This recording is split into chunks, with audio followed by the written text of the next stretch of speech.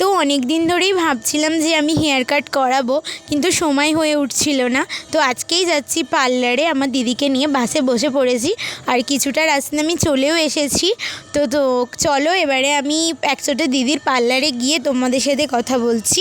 তো তোমাদের সাথে কথা বলতে বলতে দিদির পার্লারে চলে এসেছি। দিদির পার্লারটা 3 তলায়, যাদের বুঝতে অসুবিধা হবে অবশ্যই দিদির সাথে কন্ট্যাক্ট করে নিও আগে থেকে।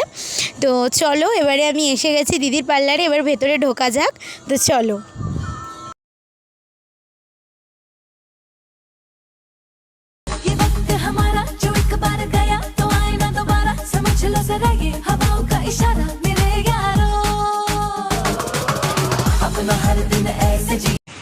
তো চলো এবারে দিদির মুখ থেকে শুনে নেবো দিদির দোকানের অ্যাড্রেসটা কি।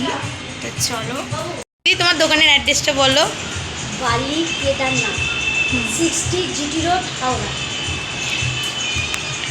আমি বাড়ি চলে এসেছি, রাস্তায় জ্যাম ছিল বলে ভিডিওর ক্লিপ নিতে পারিনি।